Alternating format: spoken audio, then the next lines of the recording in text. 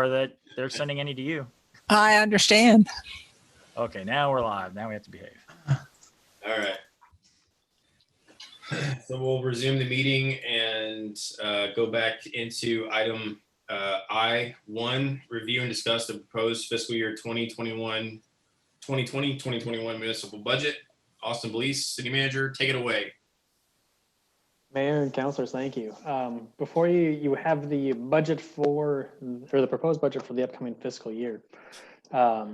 There's a few things that we'll highlight here briefly before we start kind of going into it like we've done in the previous years.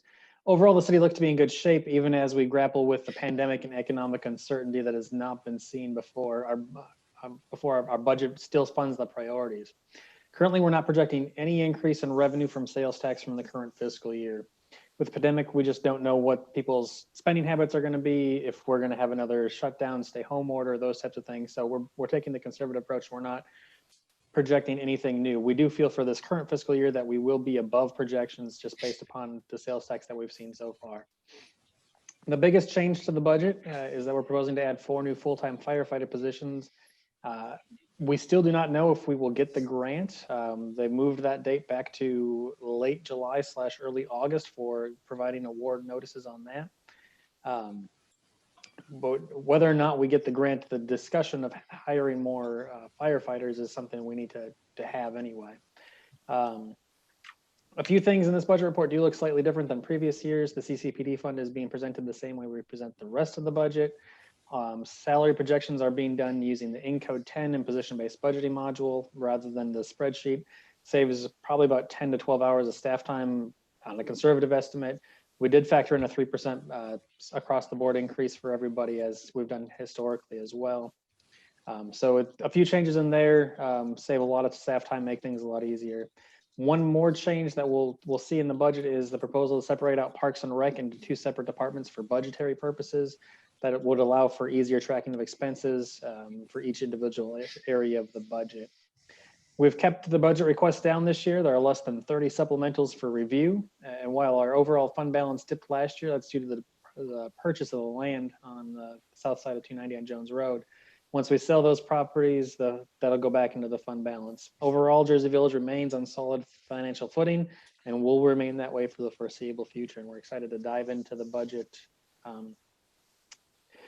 Unless there's any objection or questions before we actually get going, just kind of go department by department through the budget, starting off with the revenues and talk about the major lines.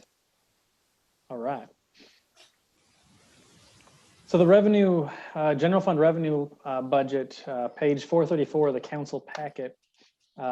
This page, we're not showing any major changes, just 15,000 down in telecommunication fees. That's due to a state law change where they only pay the lesser amount of telecommunication or cable franchise. What page number? 434. I'm going off the budget workbook that has 182 pages.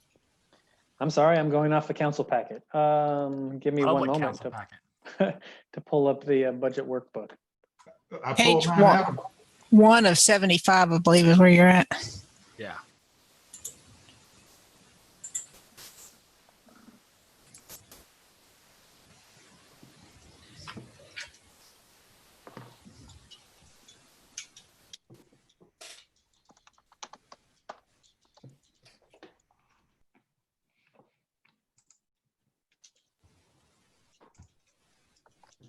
I was also in the 182 document, so. Yeah, I am as well. But I'll switch over to that document so we're all the same. So it would have been page 8. Got it. Okay, so a drop in the telecommunication revenue. Correct. Yep. That's the biggest change on this page. Glad Comcast and AT&T are getting more money. I was about to ask about the cable TV franchise. I mean, it's a small thing, but it's was it going up slightly? Well, I guess, but compared to last year, it's the same. But Right. I just figured we would project a very slight decrease. But Because the way that works with the telecommunication, that's that they're paying the lower of the two.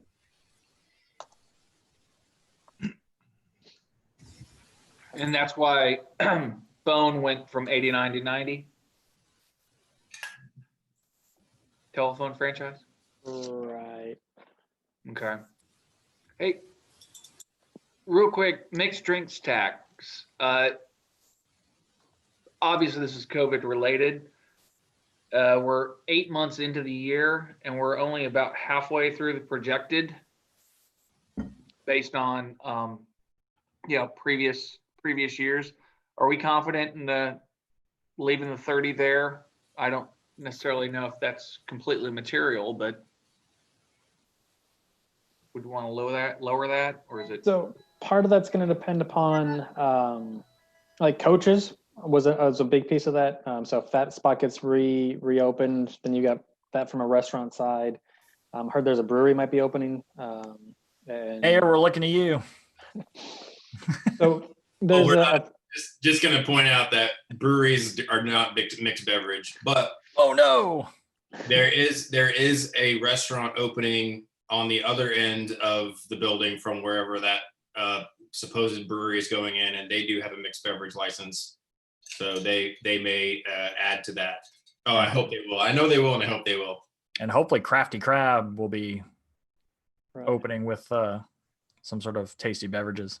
And the Backyard Grill at Jersey Meadow was also working on their mixed beverage permit. Right. So Okay. there's going to be some pluses and minuses in there. We felt we would just kind of leave it where it's at. Fair enough.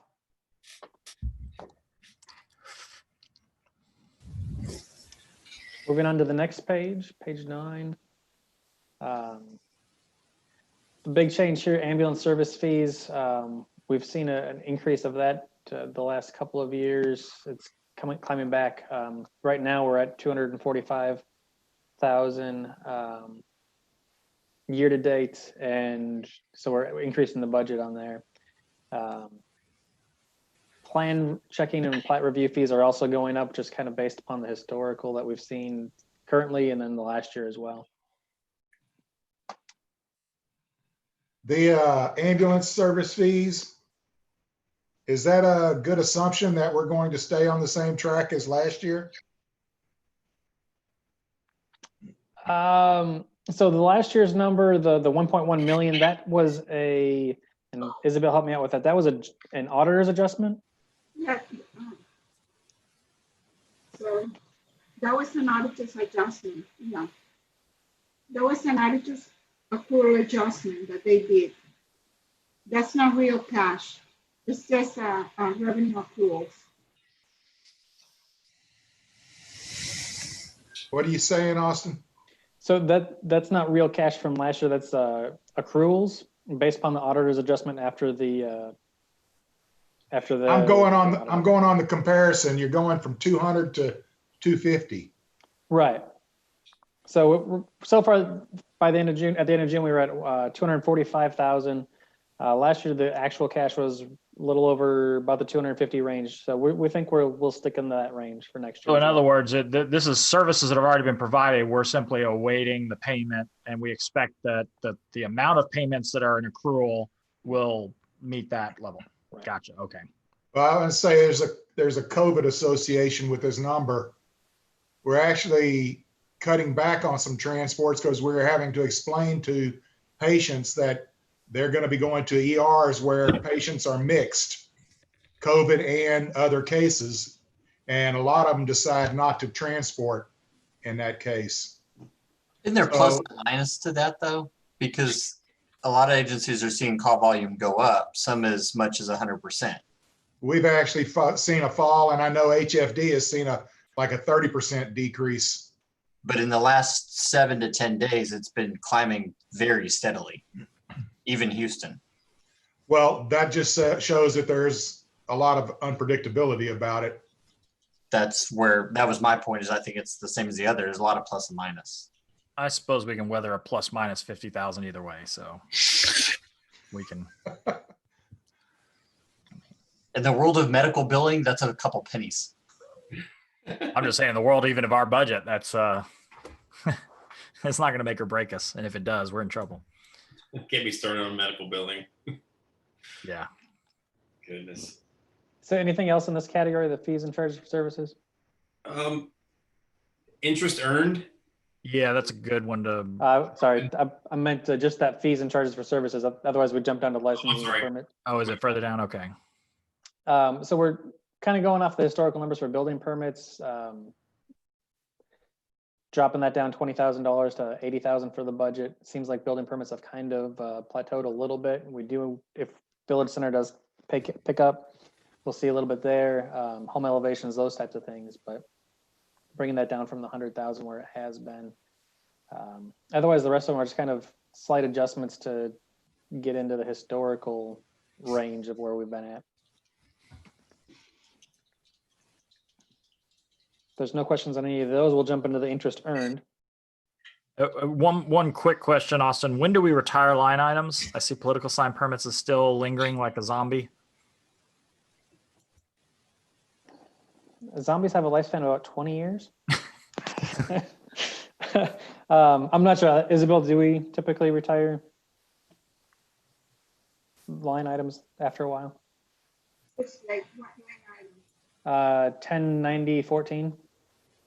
Political It's sign. more of a general, I mean, obviously I'm not that concerned about this particular line, but it's just a good kind of to clean things up if we eventually decide if it's not been budgeted after a certain number of years, we just drop it or. Yeah.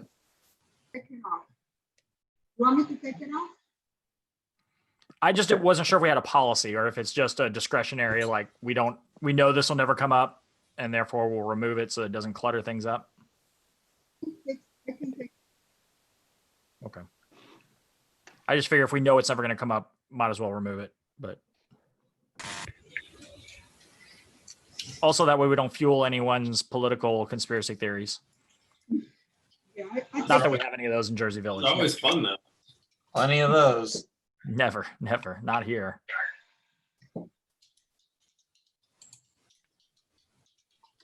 So Right. moving in interest earned, interest rates have definitely dropped quite a bit from where they were.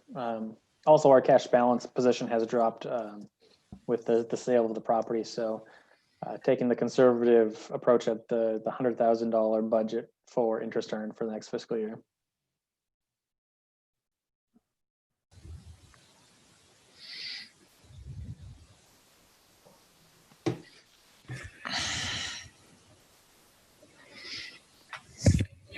Then moving down to the interfund activity, crime control reimbursement. We'll get into that a bit more tomorrow night with the board. And then we've just got a couple percentage points for transfer from utility fund, court security, and the motel fund. We charge a portion of costs associated with handling those fees or those monies and everything back to the general fund each year. Austin, from what I'm seeing with the golf course, it is looking at a profit for this year. You're not projecting a profit for next year? No, but we're not in the golf course budget just yet either. Well, I would have thought there'd be an inter-fund activity there. So even if there was a profit next year from the golf course, I wouldn't necessarily think we should transfer it into the general fund. Okay. No. But a very good thing that is absent is a transfer from the general fund to the golf course. Is that? Well, this is revenue. This is Yeah, revenue. That's This coming is- up in a couple of departments. That's the pizza talking.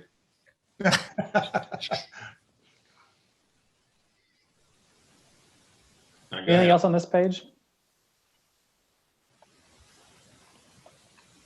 All right, next page, page 10 of the file. We're with the sale of vehicles on the vehicle replacement schedule. We're looking at $281,000 for sale of property, sale of assets for next year. Keeping with the vehicle replacement schedule that we've been working, this will be our third year next year. And then the only other change on that page is the ambulance fees from the state grant that we get, the Medicare. They try to make us a little bit more whole. They drastically changed the formula as to how they pay that out for this current fiscal year. So we had expected 200,000. They dropped that down to 29,000. We found that out in October. At least this year they gave us a heads up saying we're only going to get about 89 and something. I was just under 90,000. So that's what we're budgeting for this upcoming fiscal year. So overall, puts the revenues at $17.24 million.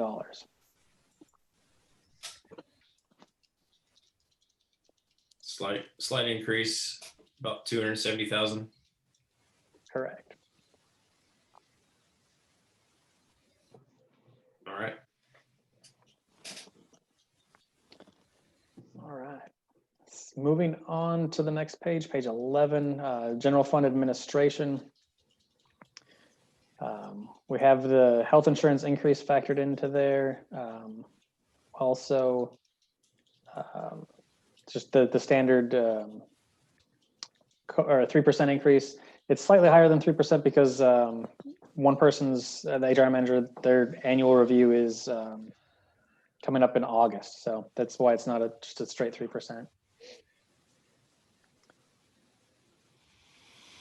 And then moving down the next big changes, we've got a reduction in the notices for newspaper notices, dropping that by 2,500. Since we're charging advertising fees for RFPs, RFQs, we're charging that back to the specific project rather than just the general fund. We're proposing to drop that down.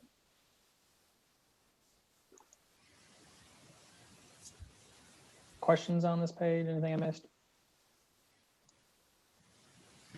Moving to the next page. See, we're dropping the travel and training down to 15,000. Austin, I just, can I back up a minute? Yeah. Under supplies, what's the food? That is our council dinners and those types of things. Really? That's the slush fund. For the for the committee meetings and those types of things, if we cater in food for those types of things, or if there's an occasional There an annual dinner for employees. Annual dinner comes from there. Yeah, there's the occasional All the other committees that meet up, planning and zoning. That's basically what you're looking at. There is their salary. Okay.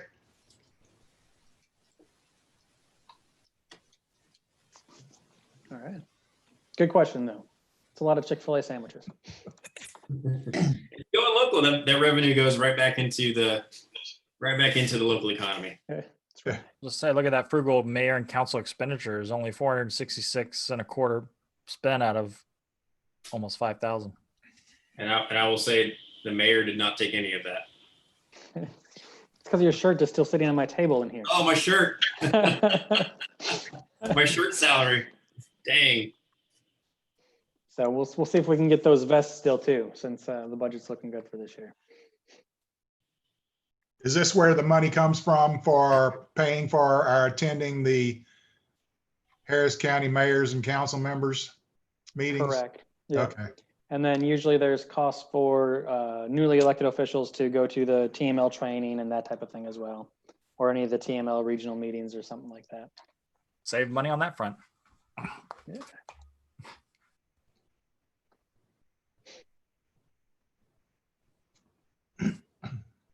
All right.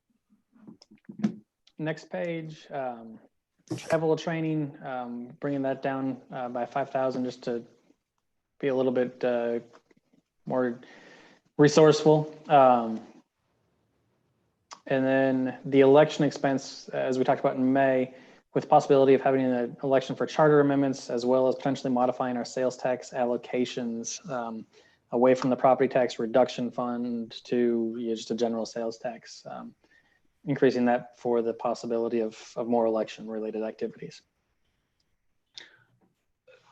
Curious, what would those entail? My guess was just a lot more mail out ballots, but what type of activities are we? I'll defer to Lori on election activities.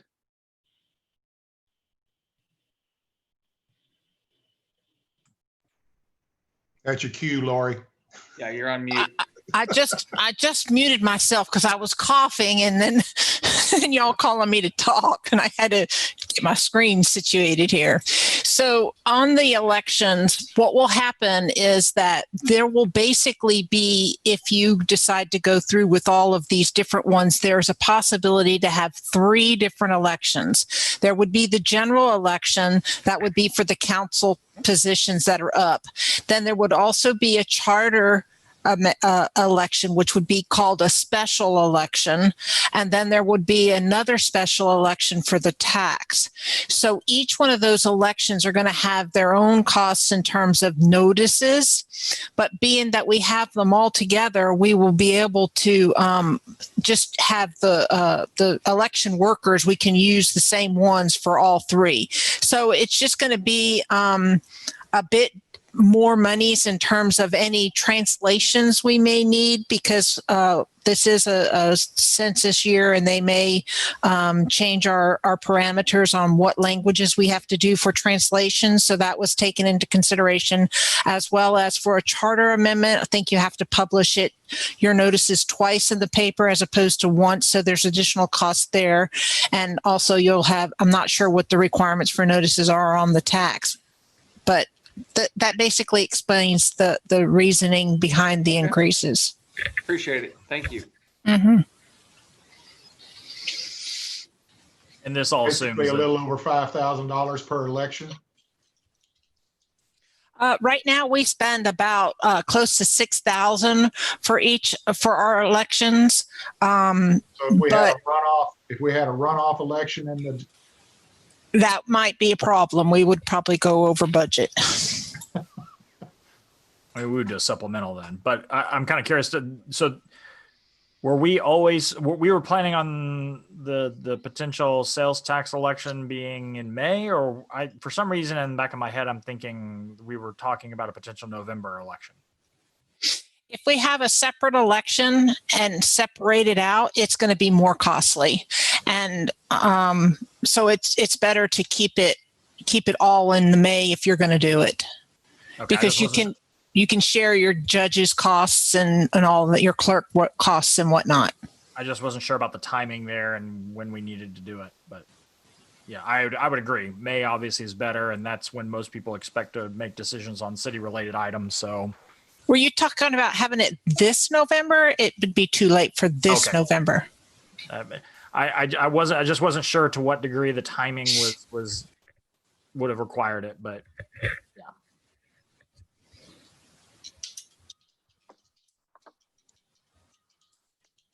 All right.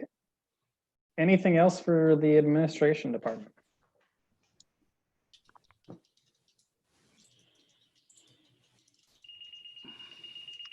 All right. Let's move on to the legal and other services. So the couple of changes here. One, in May, we had talked for this current fiscal year, we had budgeted about $30,000 for advertising help.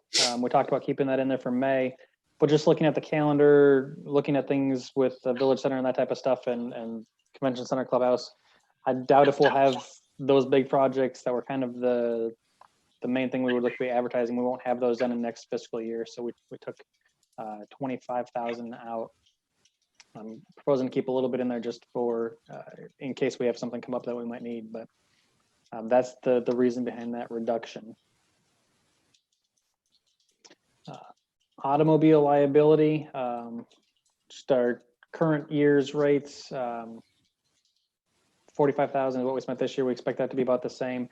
The increase in liability insurance is actually going to be very small this year from the percentages that we've seen. So bringing that up to match the current year's actuals. And then going down to the bottom to the interfund activity, transfer to the capital improvements, that's down dramatically. We'll talk about the CIP budget tomorrow. Transfer to the golf course, we're looking at 345,000 is what we might need. And we can talk about the revenues on the golf course when we get to there. There's certainly opportunities that we took a conservative approach again, as we always do. But the golf course is doing a lot better than anticipated as well. So So let me understand this. You're projecting a $346,000 loss? Correct, with the budget that we have in there right now. Yep. Okay, well, I'll save the discussion for later. I would imagine it has something to do with the berm. Some capital expenditures. Oh, Yeah. sorry. I thought we were talking about the. Never mind. I thought we were talking about the golf course. Never mind. I just. There are. All right, so any other questions, comments, concerns on the legal?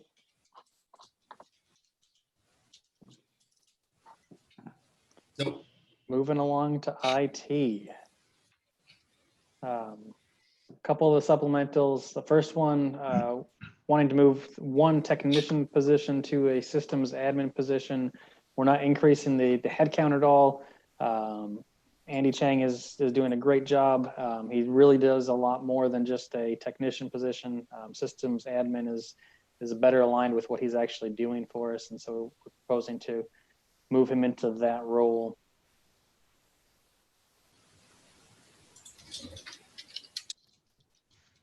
And then, so moving down, going to the category of maintenance, a couple of things there. Looking at just some typical software increases, advanced authentication system upgrade for 5,000. We're looking at adding digital signatures for 600, digital time clocks for $5,000 in software. We're also decreasing some of the software maintenance costs that we've had in the past. So overall, we're up $2,900 there. Not bad.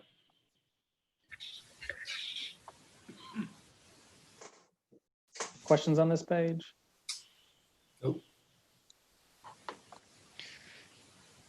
Next page, communications, putting AT&T Internet Services into Taylor Road, $1,600 a year.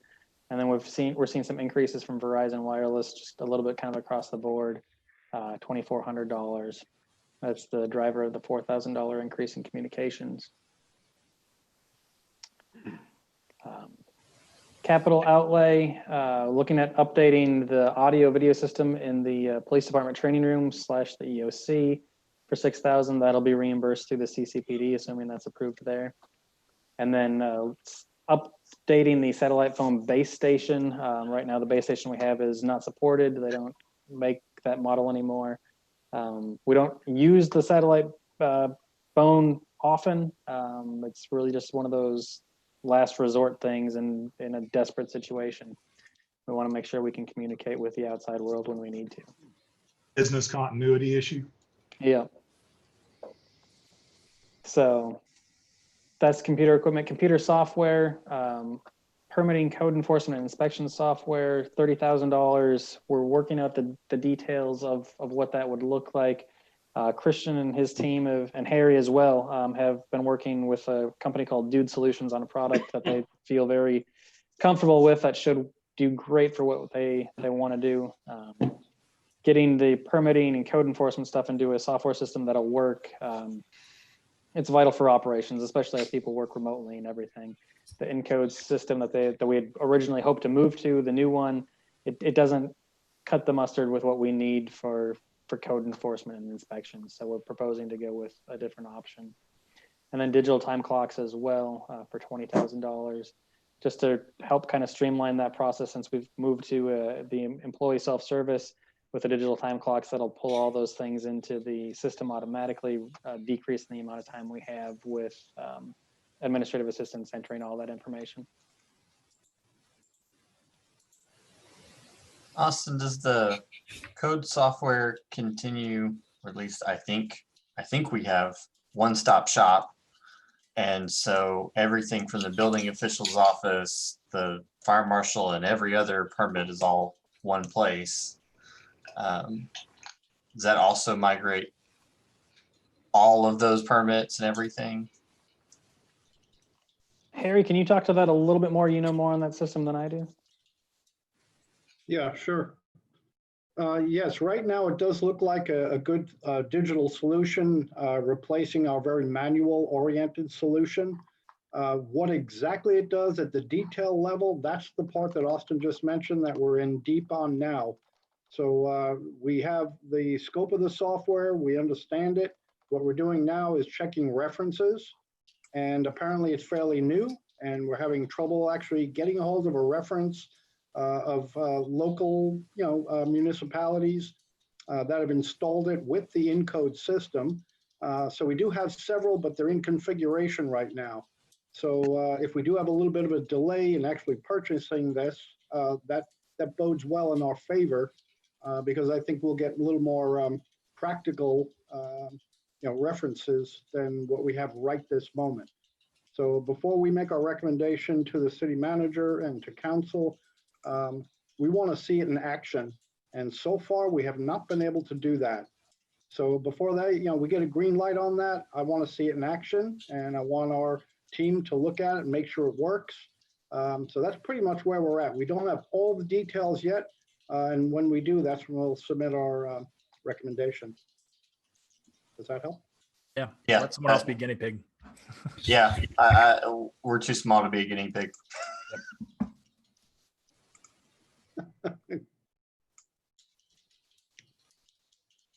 Anything else in IT? Moving along to purchasing. We have a $4,000 increase, postage and freight services, really just kind of bringing that into where we spent the last couple of years. And a few smaller decreases for overall $1,400 increase in this department.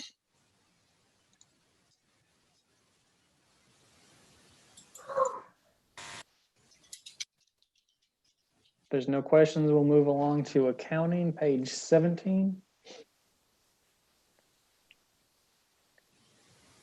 We've got the across the board salaries and then the health insurance like in every other department. The communication line item has been trending downward the last couple of years. So we're reducing that by 1,000.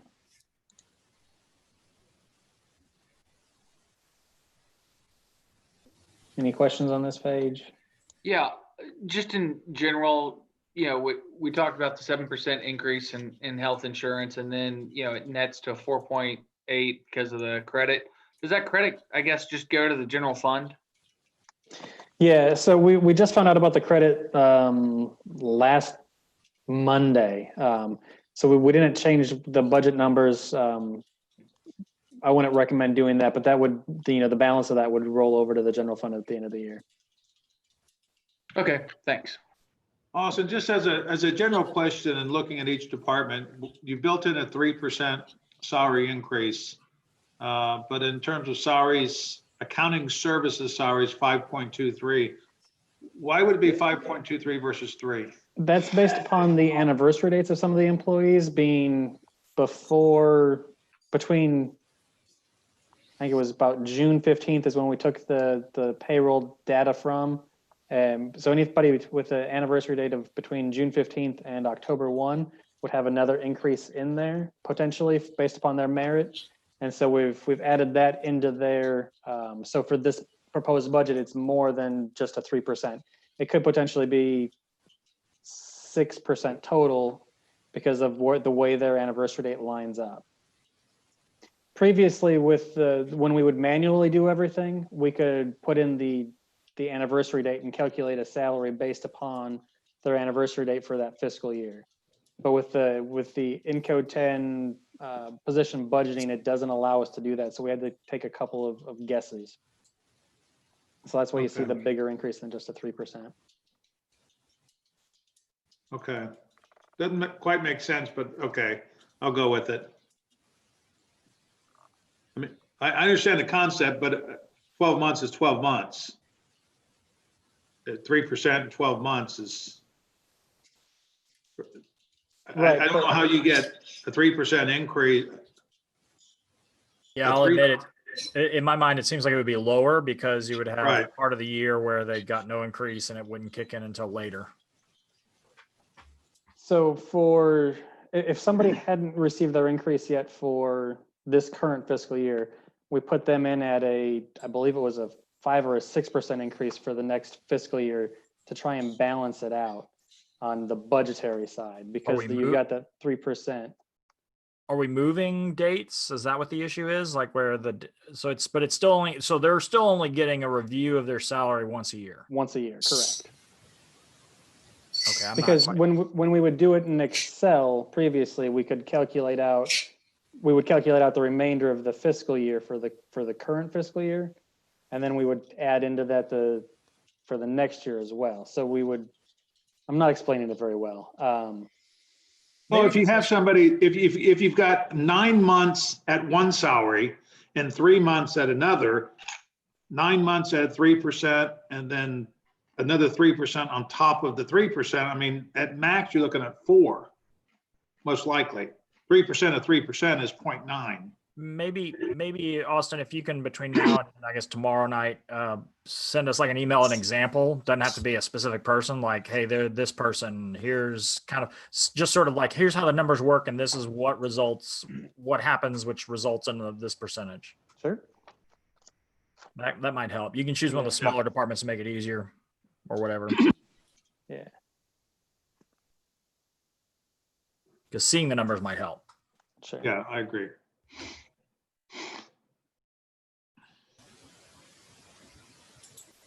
We'll do that.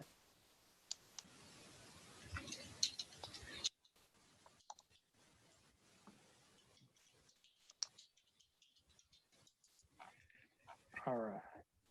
So any other questions on this page?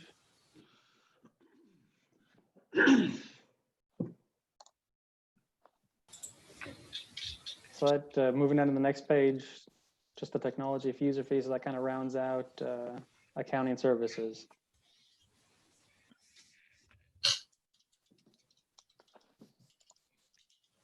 There's no other questions. We'll move to customer service, which would probably be a great example case study as to how it comes out to more than the 3%. We'll use that in our case study for tomorrow. Well, use that other one. I understand. I can get there at 4. I can't get there at 5. Okay. I understand 4. Okay. Again, it's 3%, and then 3% of 3% comes out to 4. Sure. We got it. All right. I'm assuming it's multiple. This one probably was what, one person, and that's why it's Yeah. Yeah. All right. Whatever you think the you need to principle do. will apply Austin. either way. Yeah. Yeah. That just goes to show, though, I mean, this is a great example of how much expense is on the employer side in addition to a salary. Right? I mean, that net is $25,000 that the person, doesn't bring home.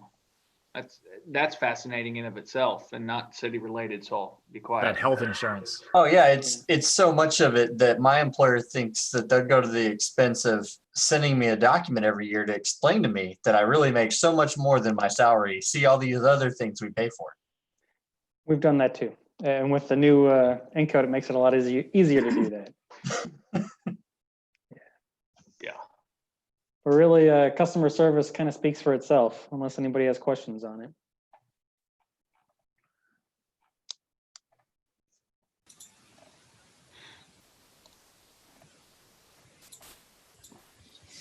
All right, we'll move on to municipal court. We're proposing to remove a part-time position that has not been filled, and we feel at this point in time is not necessary. Currently, we do have one full-time position that is vacant in municipal court. Due to the decrease in citations being written, we have not filled that yet, and we don't plan to until the workload picks up. But we are still budgeting for it.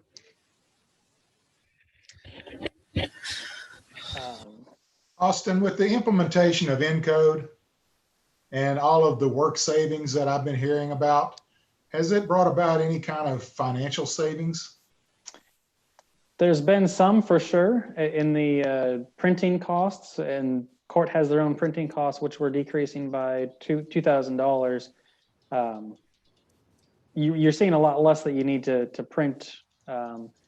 We're slowly starting to see some of those savings when it comes to like utility bills being delivered by email and those types of things. Well, salary compensation, I'm on employee compensation. Is it decreasing over time or? Somewhat. I think for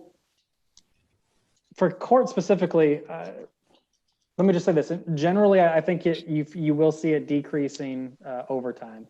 Court specifically, a lot of their overtime was due to actual court, and they haven't held court in 3 months or so. So that's where that line is down a little bit. But I think this is our first year in code. We're starting to see some of those savings. I think where you're going to see it, we'll kind of get to it when we get into the Parks and Rec staffing a little bit more there. What about in accounting? Definitely saved a lot of time. Isabel, do you want to talk about that? Yeah, in accounting, it has saved time. It has saved us time. It has saved us some paper too, like doing everything paperless. Can't hear you. Can you hear me? Can you hear me now? Yep. Okay, so we are saving time, and yeah, we're saving overtime, especially since we're going paperless. The part that we're having still issues is I would say, like, in the part of bank reconciliation, it's completely different than what we used to do, but we're getting there. But we're not spending on overtime or in that matter. You know, we're just working on 40 hours and we're not really needing overtime. So we are seeing some employee compensation savings. Oh, yes. I think, you know, the first year was hard because it was all completely system. But we're getting there, and we're doing much better, and we're saving a lot of time because now we don't have to print so many papers. We're doing everything paperless, so you know we're doing good. Okay. Yeah, I've benefited from it. It put that we had some transparency on the website, but now the Encode 10 interface for the checkbook is so much more advanced. And I've answered questions on the street sweeper and the cost to put the signs up and what checks we have or haven't paid out yet without having to call Isabel or Austin. And so they're able to keep doing their job without me bothering them or Bobby bothering them about how much money we've spent. I think the efficiencies gained may not necessarily be in terms of wages, but what we can do now as opposed to what we were doing before, right? It adds an advancement in that inherent in being more efficient. Yeah, I think wages are you kind of have to think when you're talking about a year in, they're kind of a sunk cost to some degree. It's not like you're just going to start laying people off, but I think over the course of time, as we avoid new hires, as we have maybe some attrition, as you know, people maybe are leaving or retiring, and maybe you can consolidate. It's going to take a little while, but yeah, you'll see it. I would imagine it also made it a little bit easier for department heads to budget. I think the paperwork and stuff from Encode 10 was a lot easier than Encode 9. If I can add something, this project compared to what we used to do before, this is like it was great. It was even better than last year. So yeah, it's been good. I think I can safely say we've saved well over 100 hours in staff time with this system, just in the budgeting process. Okay. Which means they have time for us to give them other projects to work on.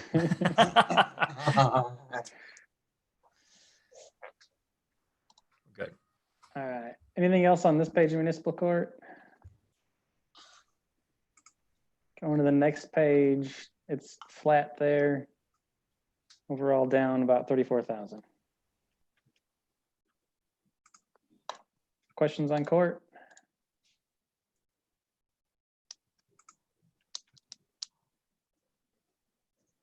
Police. Moving into police. So salaries, benefits, we've got the police officers that were authorized in the CCPD budget last year, making sure we've got them all in the budget here. You'll see it. Yeah, see the changes in incentives from what we have now, along with retirement health insurance as well.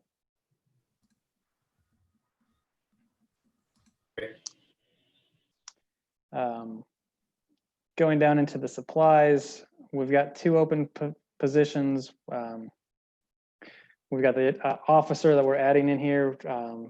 Like I said, was in the CCPD budget last year that was approved, getting it into the general fund here.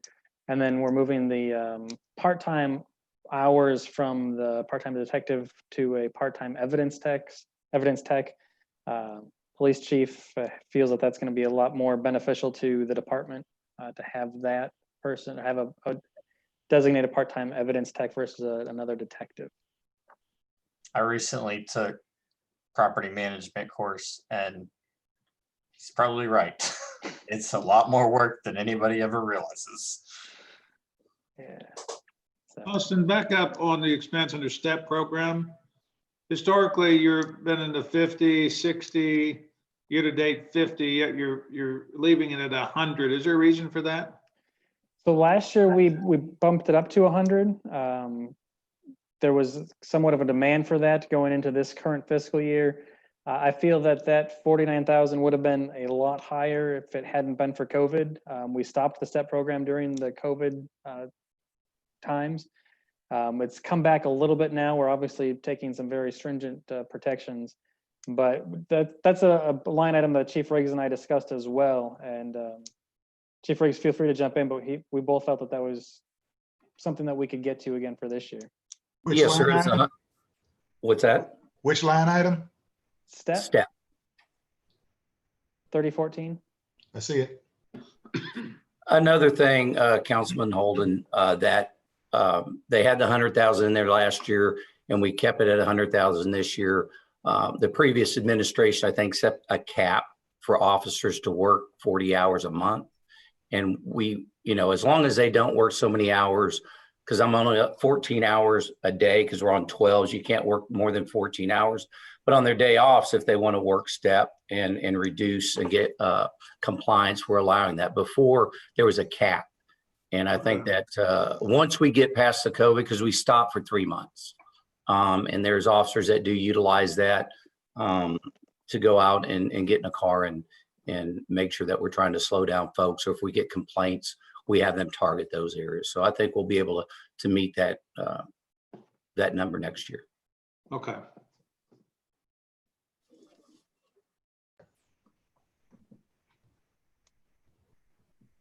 All right.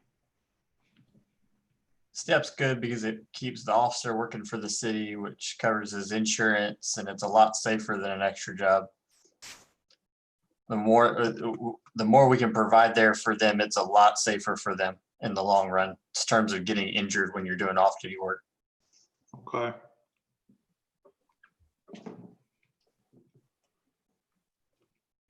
All right, moving to ammo, ammunition, and targets. We're transitioning to 2 weapons qualifications per year and a quarterly open range that'll be about $4,000. You'll see that again as part of the CCPD budget for next year. Tools and equipment, that's split between this page and the next page. Tasers and cartridges for the officers, 5,100. Supplies used for the Taser Proficiency, 21. Ballistic vests to replace and outfit additional officers, 13. Purchasing protective gear for all officers in the department. This is one that the chief and I talked about. Protective gear would be ballistic plates, carriers, helmets, deployment bags. That would be a cost of almost $44,000. And the reason that the police chief has requested this is in light of the recent events and attacks on other law enforcement officers. They're requesting this type of protective gear is they believe it's essential for the safety to provide that to the officers on the street. Is there any grants available for that? There are actually on the $13,000, we already get the block grant for the vest. We'll get $8,000 back for that. As far as these other vests, yes, there was some money out there. I know after the Dallas shooting, to be honest with you, Councilman, I'll check tomorrow, but I don't know if that money's still out there and if we'll qualify for that. But we already on the block grant for replacing vests. And like I said, at 13,000, we'll get 8 back. But on the other one, I know there was money out there at the time, but I'd have to check on that for you. Okay.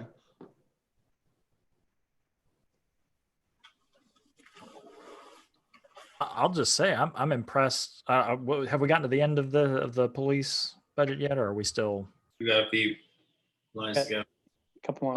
I'll wait till the end because I was just looking at the overall numbers. It's So some miscellaneous equipment. We want to put card readers and video equipment for the property room. That's part of the recognition program to be a recognized agency, certified agency. It's the best practice. Yes, Best practice. recognized. It's recognized agency. Yes, sir. Accreditation. There we go. That's the word I was thinking. That's of. the one you're looking for. Yeah, we're going to be accredited. Yeah. So that's 4,500. The original base budget is 10.9, which covers the APHIS machine maintenance and all those things. And then going down, travel and training. One of the things the chief brought to me was the executive leadership training for supervisors, the FBI National Academy at a cost of $4,000. Getting our people trained to be good leaders is essential. Good leadership at the top makes a world of difference in the department for sure. And so adding $4,000 for that to try and send an officer to that every year. Right now with COVID and everything, that could change the opportunities that are available, but that's something we want to budget for. And just to add a little bit on the FBI, obviously it's a position that they only give a certain amount per region, and it has to be approved by the special agent in charge of FBI. So it's one of those very elite, but there's also some other training locally we can do. LEMET, which is the Law Enforcement Management Institute, that's at Sam Houston, A&M, TWU. There's also ILEA, and there's also some other ones that would be, there's an FBI local one that you do 3 weeks.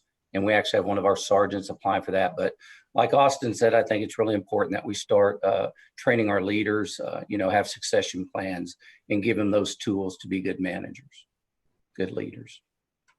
Chief, Hopefully. talking about training. Yes, sir.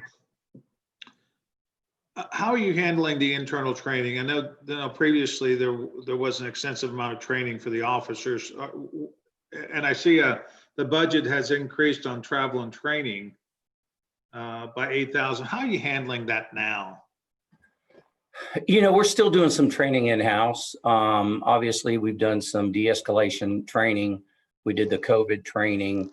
As far as training outside, they've had a lot of cancellations. We actually did have some free training on implicit bias in Belton that TPCA put on, but we're just trying to manage it the best we can. I think we're doing a pretty good job, but once it opens up, I think we're going to have more opportunities for training, not only internal, and we can host them, which is a nice thing. We can host because we're certified to host and do the TCOL instructors and get the credits for outside agencies also. Does Right. that sort of, Well, is that what you were going with, or? Yes, that was my question, were you going to try to continue what we have done previously, or were you going in a different direction? I think it depends on the class, on how we would do that. I think that some training, just like the CIT training, the Sandra Bland, that's going to 40 hours. We have an officer, Sergeant Heath Hawley's putting it together, and we'll get our officers get it. If you just came out of the academy, you had it, and it was an 8-hour course, but now it's going to go to a 40-hour course. But that's one that in the region, I think, is sort of hard to get. We'll probably open that one up and some others that are more difficult to get to help out some other agencies if they need to get some officers. And then we can charge for that if we need to. Okay. But why are you increasing your budget on travel and training? Well, the travel training, while I'm increasing that, that's on the leadership training. That's for your lieutenants and sergeants.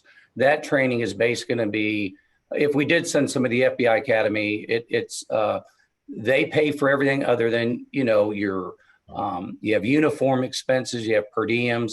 And typically, because it's a 10-week, almost 11-week program, the agency will fly the applicant back. You have to be a lieutenant and above to even get accepted into that. And that's a long process. The other ones are LEMET, like I mentioned. That's a Law Enforcement Management Institute. That one is the state pays for it, but you do have some other costs. The FBI local one that they're doing, I think the next one at Texas City, they have one at Texas City, then I think in San Marcos. But what that one is, it's about $800 a class for that week long. So to get an officer, to get a sergeant through that, you're looking at almost $2,400. So those are the ones that we'll have to pick and choose. And obviously I can't get them all through in 1 year, but that new amount will allow me to do some very needed, in my opinion, needed training for leadership. I think the previous administration, did not know the man, but I think he could have done a better job in leadership and preparing these young men and women to be leaders. And there's so many different, I've been fortunate enough to go to the FBI Academy, LEMET, ILEA, and they do give you tools to put in your toolbox. It helps you be a better communicator. I mean, they have you do presentations. You have to write papers. It's not a blow-off course. It's basically higher education. So that's the cost for that is for the sergeants and above. Okay, now I understand the training you're trying to give them and everything and the reasoning behind it. I was just kind of wondering why we would have an increase in travel and face-to-face training at this point in time. Well, this is more than a year from now. I mean, not a year from now, but Starting in October. this is next budget year. Which starts in October. Okay, so January to October, hopefully we're going to be spending this money. Hopefully we're going to be moving forward Right. by It January. goes through next September. So Okay. So basically, you're not increasing travel and training from. Well, Until one of we the get the other things vaccine. is, one of the other things that we, obviously this year, IACP's been canceled, TPCA's been canceled. Those conferences that typically you go to, they were canceled. So that money's sitting over there, and probably most budgets, travel training is going to be, they're not going to utilize it this year. Next year, hopefully it's going to be different. So that's where the cost, that's where that cost comes in, Councilman, is Okay. that we're looking forward to the future. There's going to be those costs, and I'm budgeting, for those opportunities. That's fine. I'd get concerned if we were putting our people in harm's way by having them travel in face-to-face training at this point in time. No, sir. No, sir. We've only done a few of those, and that was a one-day class, the implicit bias that we did. But they had it was a small class. They all had to mask up, and just like everyone else is doing, if they do have, they go out to a restaurant. So we're not, I think we're not putting them in harm's way. No, sir. Okay. One of the things I've seen done that we're doing, and this applies to all departments, not just law enforcement, the travel and training budget, is we're funding our guys to go get third-party certifications that you can do remote proctored tests and stuff to better credential them for their jobs, future jobs they might have somewhere else, or being a witness on a stand. So that money's still getting used even though we're not traveling and training.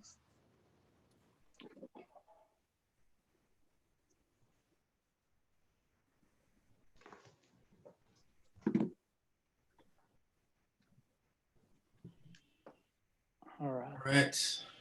Moving down to the next page, page 24. requesting an additional 4 flock cameras to be added at the apartment complex entry and exit points for a total of $8,000 in the special equipment line. Original base budget is 5,000, so overall that budget would drop down to 13,000. Those have been a real success story, the flock cameras, from what I've been hearing. And it does really make me as a citizen feel a lot safer knowing if something does happen that at least maybe it will generate some leads that weren't out there before. Have we caught any negative feedback on it with so much concern about our constitutional rights? I have not gotten any negative at all feedback. I don't know, Austin, has anybody or councilman, has anybody else got any? I've not heard any negative feedback. I haven't heard Really anything. surprised. It's, you know, when they first went in, there was concern, but I think the controls that are in place, you know, the citizen that brought that up, great point of who gets to access the system, you know, and that's something that is very important to make sure that, because yeah, you don't want to feel like you can't walk around your streets just feeling like you're being watched all the time. Although it seems like everyone has a Ring doorbell camera now, so it's kind of like, you know, you're always being watched no matter what. But the way those cameras record things too, it's very much a sort of a watch and come back to it later, not somebody watching the entire time, you know, at a desk just watching for bad things to happen. So Also, after a certain amount of time, you know, it is purged. And yes, we've had some great success with that. We've been able to clear several cases. And actually, I'm meeting or having a phone conversation with the Flocked Regional Director. They're hearing such good things about Jersey Village, and it's getting all the way up to the Metroplex and other places, and other law enforcement agencies are going, hey, you know, we want to get us going on this thing also. I spoke with the chief in Flower Mound, and I think they're doing 4 or 6 cameras they're demoing right now. So you're going to see it more and more. And I don't, you know, you will have some counsel that may, you know, and people that will have that big brother mentality. But when they look at the crime and the way that it's such a positive way to combat crime, I think that it will override those concerns. Ever since I've been mayor now for about 14 months, I've received already 2 calls or emails from people in either different cities or local HOAs asking for reference for a flock. And it sounds like people just, you know, having a full video camera system throughout the entire city, all the recording requirements there, I can't even imagine all the paperwork that has to go into that just with body cameras, but now imagine their cameras all over the place. So all that data storage, all that auditing. So these flock cameras seem to be a real great middle ground of helping to record things, but not in a manner that requires massive data storage. So I'm glad to see that. And I think there was a question maybe a couple council meetings ago about what if a business wants to add their own, you know, purchase their own flock camera system, and how could that tie into the city? You know, so, you know, I have my businesses going in, and it would be nice if not for the city to pay for, but if I wanted to outside of my pocket pay for that and have the ability for the city to peek in on that whenever there's a crime in the area, maybe something we want to look into, but not really to discuss tonight. And I'll actually ask Ms. Stanton that question when I speak with her Wednesday. Other businesses, that'd be great if she would know a good way for other businesses that want to add cameras to tie into your system would be pretty great. I know Ring has a very similar system where if you have a Ring camera, you can sign up for a local jurisdiction to have access to your cameras or something like that. Yes, sir, that is correct. I was not a huge fan of the system, and am very leery of the government owning a bunch of cameras and having the ability to see all these things. But the Ring system really does have a lot of good safeguards on it. The way that it works is really reasonable. And then you also have to stop and remember the amount that the Fed spies on you, and then even worse, Google, any other private parties. Yes, Ring's nothing. The ring is truly nothing, or not ring, but the flock and these systems are nothing compared to that. So All right. Is that the end of the police department? That's the end of the police department. Why don't we take I was just gonna say, what I was impressed by, you look at the sum total there, and it's only a 2% increase. But it's even more impressive when you look at the fact that from the crime control and prevention district that we're drawing in almost $500,000 more. So as an impact to the general fund for the police department, it's that's I just wanted to commend the restraint, because the temptation, or at least people perceive the temptation to be, if the revenue's there, you take it. But in fact, here it's really more of we only ask for what we need, and it's only a small increase, even though there's more revenue available for this purpose. And that's just a benefit to the taxpayers from that perspective. So I just wanted to recognize that at the end there. Thank you. All right, why don't we take a 10-minute break? Everyone can use the facilities, get a drink of water or something, and we'll come back. I have a 9:18 on my clock. We'll come back at 9:28. About how long are we going tonight? I was we're gonna done. like maybe one more hour after we get back. How long can you hold in there, Gary? I don't know. It's getting tough, Bobby. You're getting close to your bedtime. We're past that. I was thinking All right. maybe one more hour after we get back, so we can end about 10:30. Sound okay? We're good. So, All right, we've got everybody back. Guess we'll keep on going. We just finished the police department budget, and we can go down to communications on page 25. communications. All right. Well, Oh. hang on. All right, One quick question, going back to the police. Didn't we take one officer out of the police budget and move him over to crime control? Yes, sir. We took one this year and moved him over to crime control. Isn't that into CCPD? That gives us, I think, 13 now, correct, Austin? Yes, that's in the crime control. So the reason I asked, Bobby, because you were talking about the budget. So essentially, the budget is on par with last year, except where we've taken one officer out. So if the officer were in there, it would probably be up another $100,000. No, but that still all comes out of the general fund though. So the CCPD comes into the general fund. So that expense is still in this department. Yeah, no one Yes, gets okay. paid. No one gets paid directly out of the fund. They Right. the general fund gets reimbursed, Okay, Correct. okay. which would explain why it was such a jump. I mean, in addition to other things, but yeah. Right, Go okay. back to the inter-fund activity. For my civic education, how do we determine what officer position would be funded by the CCPD? There's a lot of discretion with that. Okay, Paper, scissors. that works. Yes. It's additional. It's It's additional officers, and that's all I think it is that you're supplementing the force to provide better prevention. right. Okay, I just.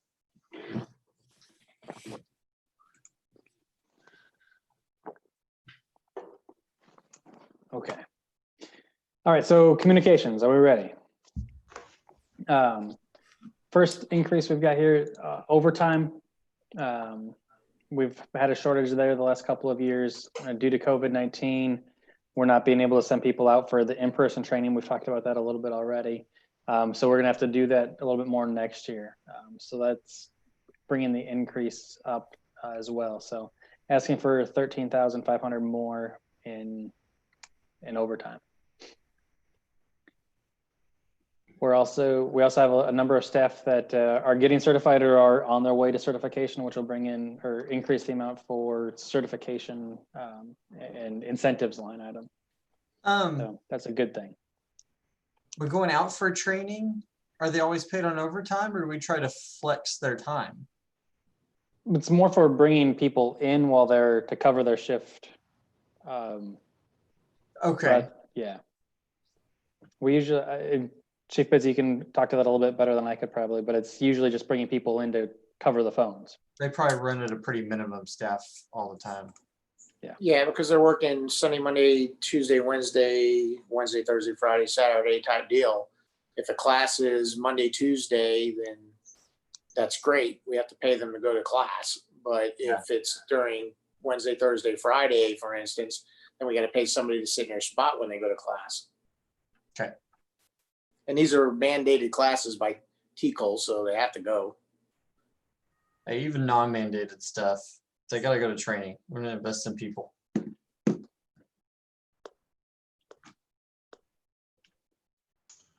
Any other I have to make a questions? comment here. Based on my experience, that the dispatching is about the highest quality I've had since I've been in the department. That's 23 years. So whatever's going on, it's working. We got a really good group right now, that's for sure.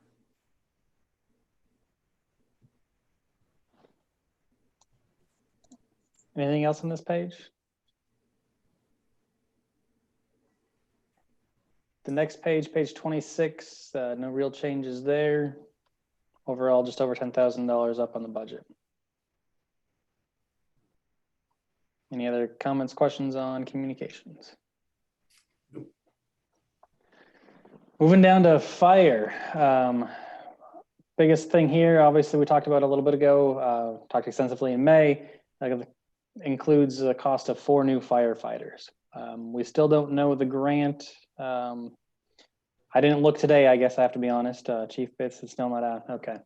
Figured you would have mentioned something. But we're Is the still. budget based on getting the grant or without it? This budget is based without the grant. We did not factor in any revenues, grant revenues at all into the revenue side of it. How The much way was the grant works. Go ahead. How much was the grant amount? 1.3 million in total over 3 years. The 100% for the first year. The second year, we would have to cover any salary increases or increases in health insurance and those types of things. But the base year, which would be this upcoming fiscal year, they would cover 100% of that for 3 years.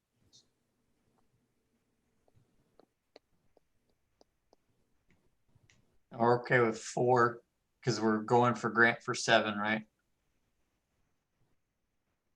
Grants for 4 people total.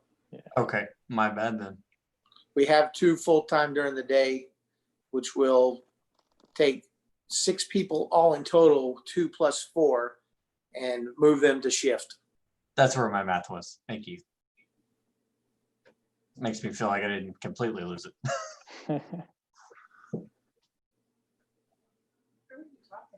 All right. Once again, that's for the overtime as well. When you're working the hours like they do, that's built in overtime every pay period, every third pay every period. third.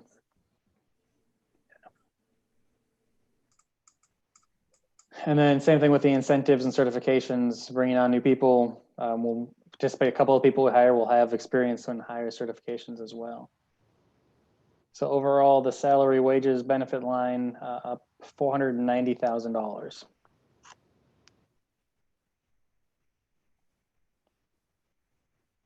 Any discussion on salaries? I'm assuming council still wants to move forward with hiring these staff. What grant or no grant? 100%.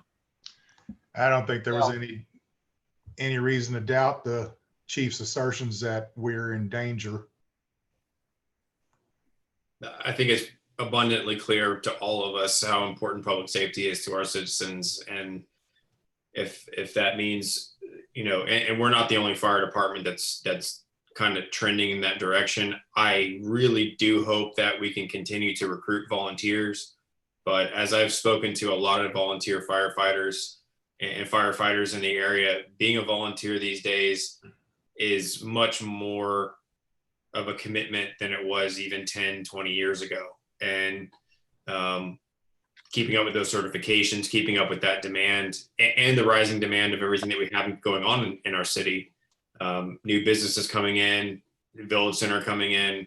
It just makes a lot of sense to just start planning for that. It was a long time coming, and to hear great people like Frank Marr and Curtis Haverty and all these guys, and Gary as well, say, hey, this is time to start looking at it.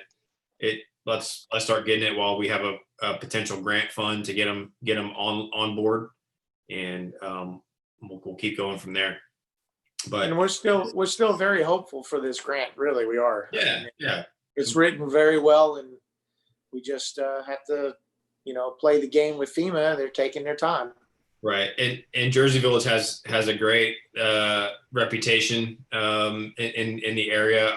I'm not even involved in the firefighter community, but I've heard just independently from multiple firefighters and other agencies that Jersey Village has such a stellar reputation, and they're looking forward to these openings opening up. So you'll probably have a flood of applicants as soon as you make those openings happen, which is great.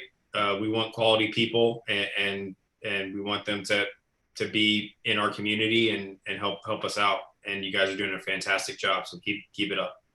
Thank you. Austin, back to my earlier question. I didn't quite get the answer I was looking for. What would be the impact on our budget here if we got the grant? How much less? If we got the grant, not quite the full 490. I think there's a little bit of extra overtime that we put in there. So Chief, I want to say 476 is for some reason the number in my head. I was thinking more 485, but I don't have the number in front of me. Okay. Close enough. So somewhere in there. Yeah. 450 plus. Yeah. Yeah, we'll budget for it, and then they'll reimburse us. And this will come later, probably tomorrow, more than likely, is discussions on future funding for this, because that grant doesn't last forever. This is a permanent cost that we're bringing on board that we're going to have to handle from here on out, and that's okay. We're doing very well budget wise, and that's great. But having that discussion about potential elections for breaking down our additional sales tax funds, this needs to be taken into account. I know everyone knows that, but just if any public is watching this right now, this is a permanent increase to our wages that a grant will help us get through the first couple of years, hopefully. But we do need to have citizens on board with this to make sure that we maybe take some sales tax revenue and devote it towards this and any potential hires in the future. So just a preview of some of the discussion that's going to be happening later on.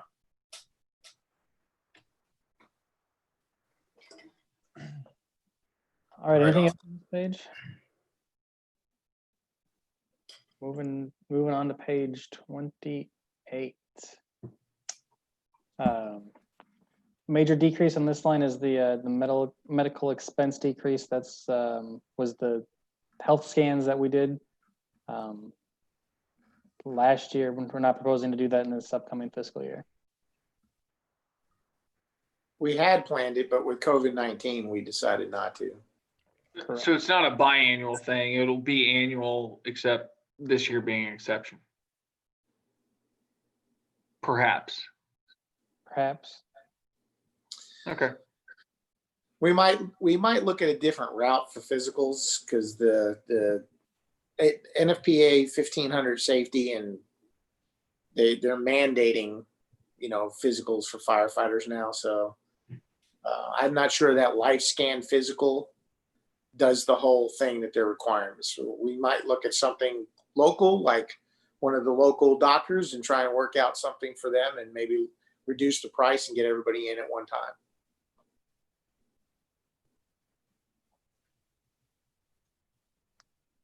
All right. The other big change on this line is the collection agency fees, dropping that to 48,000. We pay 14% of what we collect. The eagle eye math people might spot that The agency also helps us with the grant, the state Medicaid thing. So it's that 90,000 plus the 250,000, the 14% of that. So that's how we came up with the 48. It's 47,800 or so. It's one of those rare expenses where you're like, going down is bad, going up is good, because there's True. more revenue associated with that that's not coming in. That's very true. All right, and then the other increase there is the supplemental for the vehicle replacement schedule. Overall, fire department about $432,000 up from current.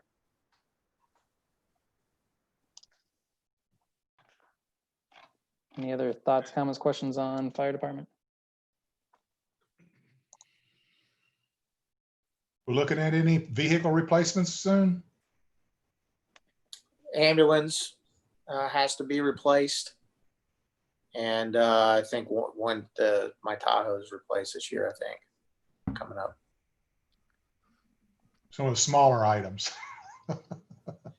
The ambulance was supposed to be replaced 2 years ago, but it didn't make sense. Their numbers came in really high for a remount. So it just didn't make sense at that point to spend $150,000 when a brand new one's just another $40,000 more. So we decided to wait a little while and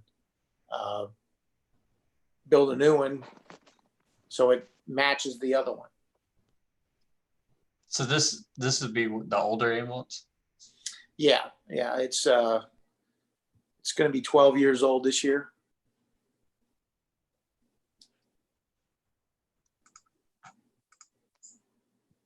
Disposal of that, do we sell that to a smaller department somewhere, or do we keep, how does that work, Chief? Normally, we would just keep the box on the back and we just buy a new chassis, and the chassis would be turned over to the same company for a trade-in. But this ambulance would go in as a trade-in, Okay, whatever it's valued out minus what a new one costs. So sure. they're Okay. in really decent condition, so we'll just see what we can get from them. All right, cool. Or Craigslisted. Kidding. Well, we'll also look at the government sites and try and sell it outright too, if it makes sense. An auction, yeah. Turn it into a food truck. RV. I've heard of fire trucks being used for that. All right, anything else with fire department? Moving on to page 30, Public Works. Not a whole lot of changes in the Public Works department. Actually, reduction in salary or the Yeah. overall compensation. Yeah. Yeah, the health insurance, we always budget for the biggest family plan and then depending on people's choices. So this year, when we had the opening last year, that's what we budgeted for. Okay. Did we drop a position or anything? I just noticed that even just the base salary level is just less than a 1% increase. No, everything, I mean, it's two positions in this department, so. Okay. We're- Greg, this is where we get our balance from the other. It's the 3% overall. It's a small town. There's two people. One of them's in the meeting. So we're defunding Public Works. Okay. We're putting that into sidewalks, which is in streets. Okay, good. As long as I can park on it. So this doesn't reflect the salary of the interim Public Works Director prior to Harry? No. Okay. Yeah, but the interim parks director. Interim Parks Director is better, though. I just can't believe we brought the same interim parks director back. All right. Community development.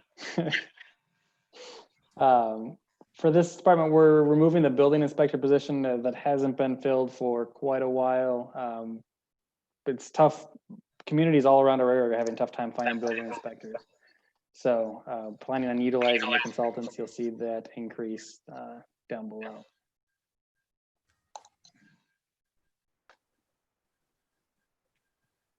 Are we just utilizing contractors? Yeah, BDG Consultants is the main one that we're utilizing. So I get the live stream up. Not sure. And then animal shelter, with more things going to Harris County, decreasing the animal shelter costs. We're not having to run quite as much here on our own. And travel and training as well, bringing that down to kind of match the historicals a little bit.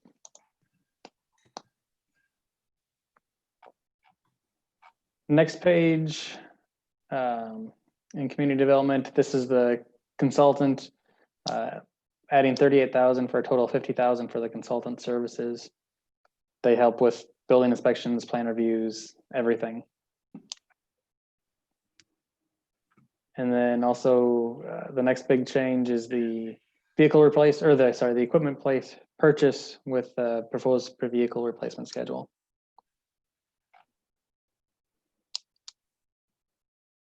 It's impressive using a contractor and not, you know, and with the equipment purchase, and it's still only a marginal increase over the previous budget. That's not what you would usually expect moving to a, well, depends, but I know sometimes contracting can be a pitfall. Yeah, the position that we're proposing to unfund has been vacant for about 2 years now, I want to say. So last year we leaned heavily on the consultant as well. So you can see what we spent. Seems like it's working. Yeah. Yeah. So it's consultant, or trying to find inspectors is tough for a lot of managers around the area from what I've been talking with them.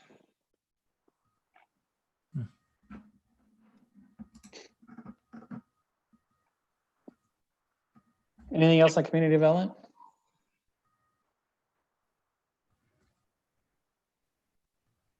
All right.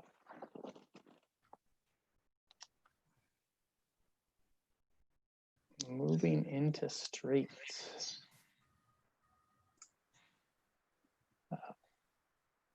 Overtime, there's not a supplemental description there. I'm not sure why that's not there.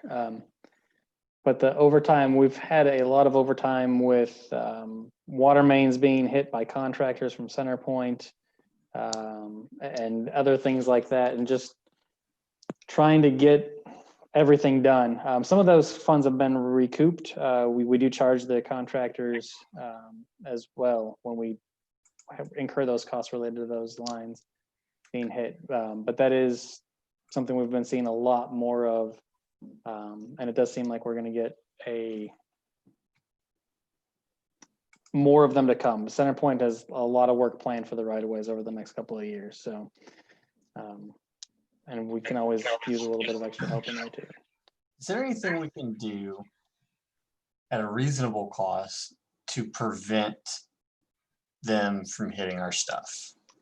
The only thing I can imagine is on-site watching them be there, because you can market all you want, but if you don't even pay attention to the markings. Right.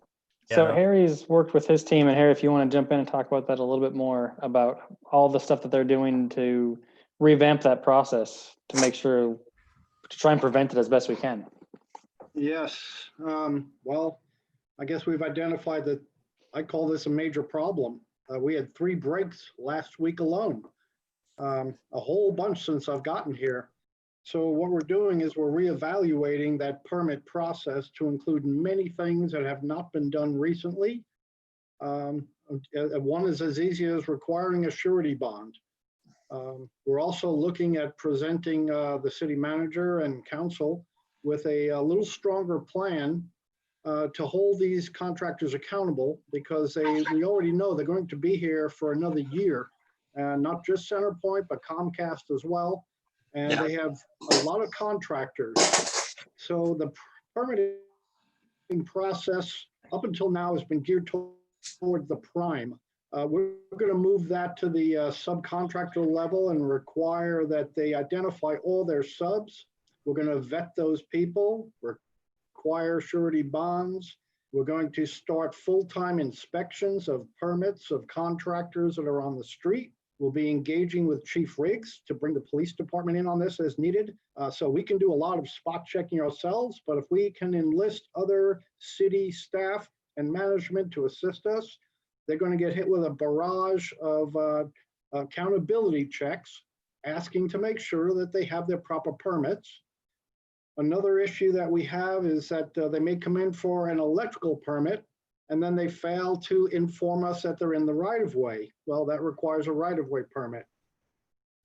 So we're really evaluating the entire department right now from top to bottom, because if that was ever done, it was not been recently. So we identified a shortfall in the system. The contractors, they're just trying to do a job and get done. But the system has frailties in it as well. You know, we mark the lines. However, we're a multi-jurisdictional city. And a lot of the contractors, some of the primes, don't realize that they have to check multi-jurisdictions for line markings and right-of-ways and all these associated items.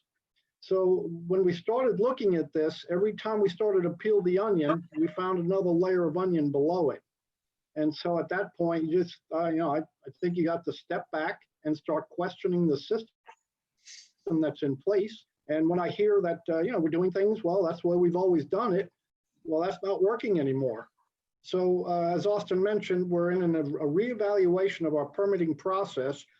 And that includes several things, which is this SmartGov Dude Technologies permitting software that's come up a few times tonight.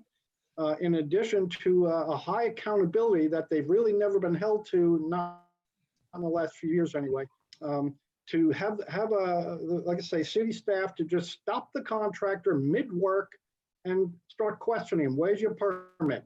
Make sure it's the right permit. So maybe you get the idea of where, where we're headed with this, a revamping on the permitting process and a whole new accountability system. In addition to cleaning up how we issue a permit, if it has to be electrical, does a right-of-way go with it? Or vice versa. Maybe they have a right-of-way permit, but then we find out they're going to do electrical work. So we need to tighten up the entire permitting process to clean this up. And I think that's the big step towards eliminating a lot of the breaks. Now, one of the ones that we're kind of stuck with a little bit is when we mark the lines, we do them horizontally. And the problem is that I guess they make an assumption, oh, the water line's more than 5 feet. Go ahead and drill. Well, the water line is at 4.5 feet. So that vertical marking is also difficult. We did purchase a ground penetrating radar device to help us with that. But when there are multiple lines in the same right of way, it becomes very difficult to judge where the depths are, and it gets technical at that point. So we're thinking that by improving our process, requiring more surety bonds, maybe even a fine that I'll propose to management, that if they hit a break, bam, X $1,000 fine right off the bat. Now on top of that, you're going to be invoiced for all city labor, city materials, overtime. And right now, as Austin mentioned, we are billing for the time that we're spending. But on the first shot at trying to attack this, we're only billing for raw salary. I'm thinking that as our study continues, we'll be proposing that we bill them for the entire salary, which you all have been discussing. It's not just salary, you get a lot of benefits. And up until now, we haven't charged for the benefits because they're a little more difficult to tally up very quickly and send out an invoice. But we're looking at the entire system right now to clean up the process, the system, the accountability, the insurance requirements, any possible fines, and then back billing for any damage that has occurred. So that might be the quick and dirty of it, if that helps.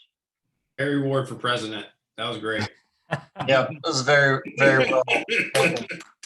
Are we noticing that it's the same contractors or subcontractors making these mistakes, or is it just across the board? Well, that's why I say we're down about 3 levels deep in contractors right now.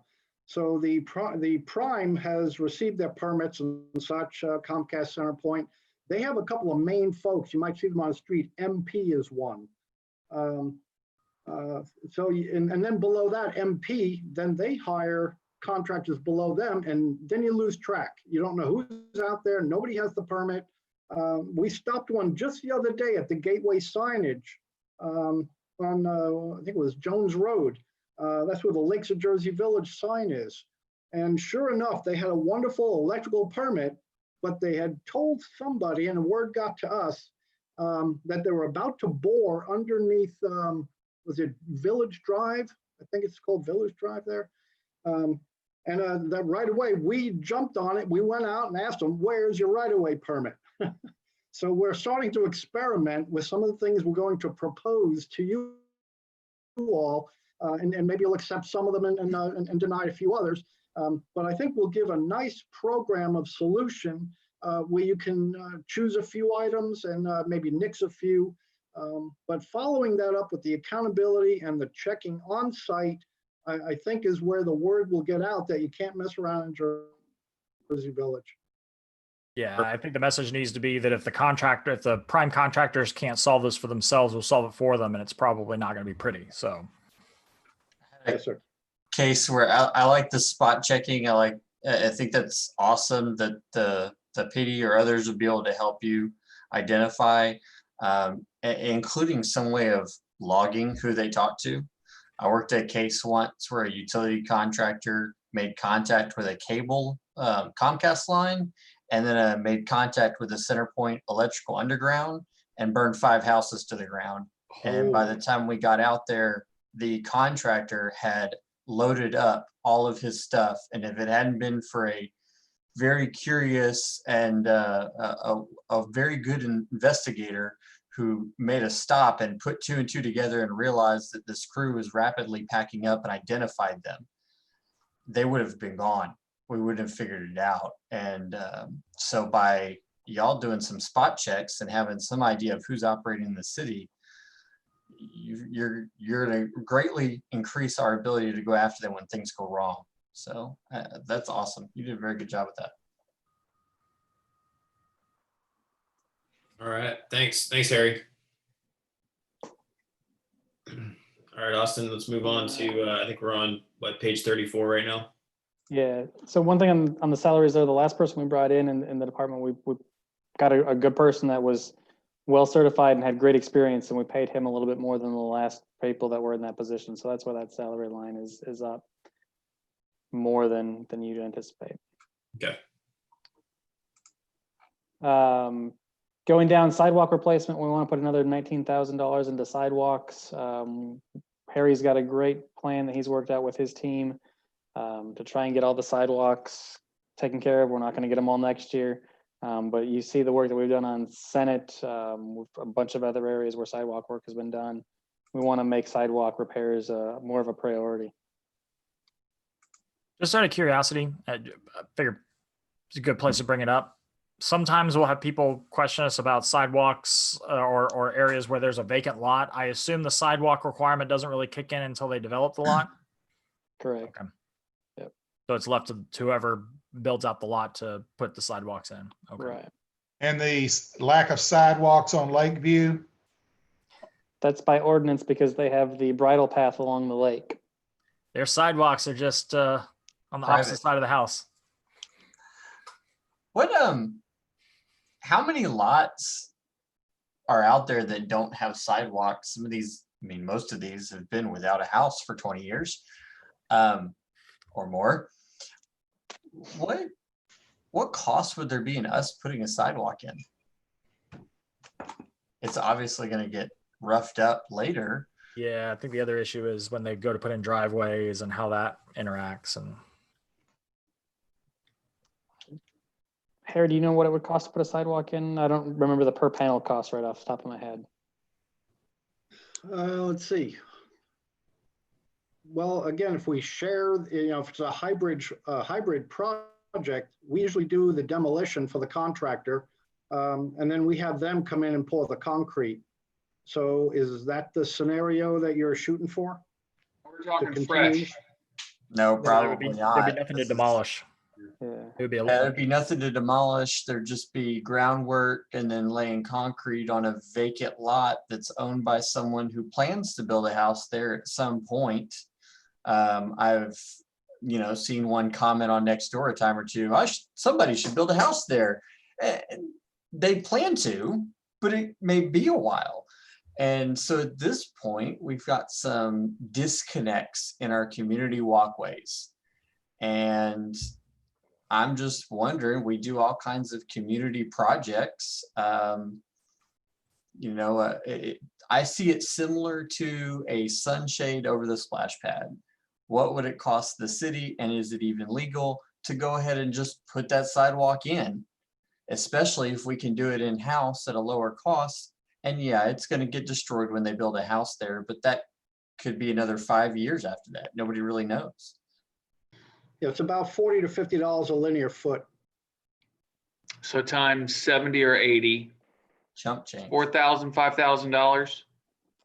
Well, we just did 250 feet of sidewalk on Senate, and it was about $8,000. So somewhere 40, $50 a linear foot. So I don't want to squeeze that into this budget, but I would love to see that as a possibility in a future budget. Or some discussion if other people are interested in that idea. Yeah, I think if we're saving money keeping it in house, which I assume what we're doing here.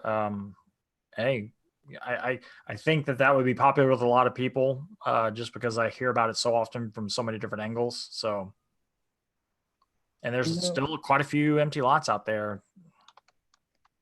Yeah, I know last year or 2 years ago, probably now already, they did a sidewalk map and just seeing where they are, where they aren't. So I'm sure we can pull that up and pull a rough number onto something if we want to talk about that for tomorrow.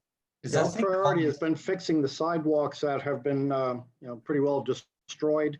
That with some of the street panels that were identified as having issues. So we've been attacking the ones that actually have issues. We can always add in, some new sidewalks as well. So just need direction.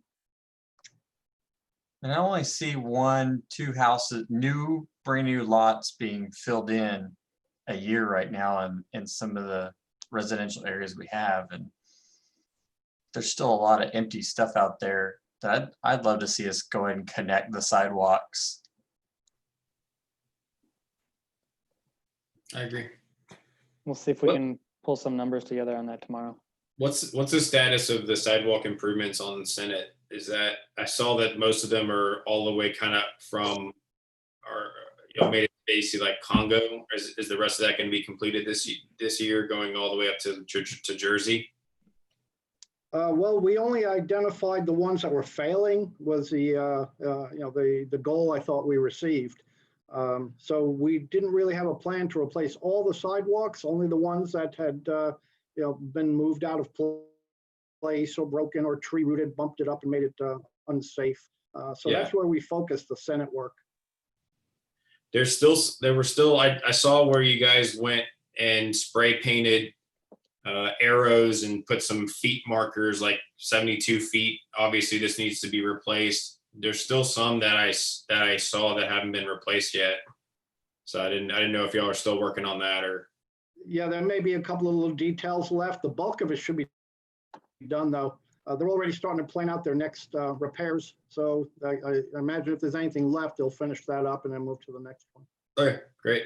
Yeah, it looks fantastic. And I know you guys did a really good job of doing some of that in-house and saving a ton of money. So fantastic job.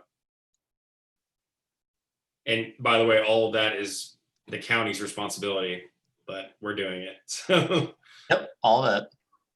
At least on Senate. Yeah, well, that's a deeper conversation about Senate Avenue that we may want to have later about maintenance. Tell Jack we'll send him a bill. Sure. We're already billing him for the sanitary sewer break he had over by the Joe Myers Ford, I guess it was. So they owe us money now. Tell him we'll do it in kind for some help on the right of way with the signs. Yep. All right.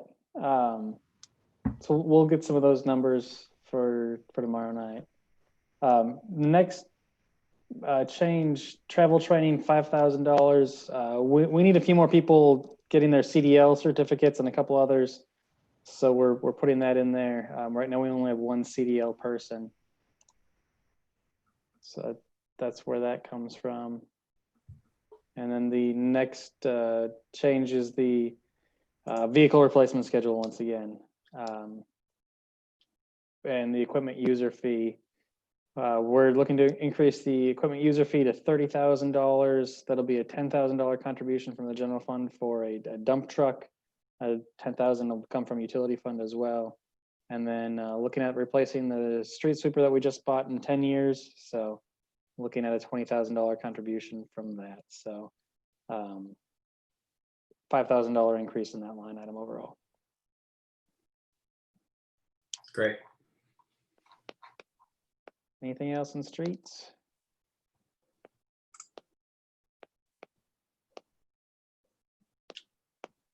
Building maintenance. A lot of the things that you'll see in this department, supplies especially, a lot of these things are just kind of being reallocated a little bit more rather than being lumped into one line item. Security supplies, that's for things like the card readers and those types of things. If one of those goes out and getting new cards, that's where that comes from. And then the maintenance for buildings and structures, rather than having one line item where we pay for everything out of, we're breaking that down into each building so we can better allocate, better track those funds and expenses there.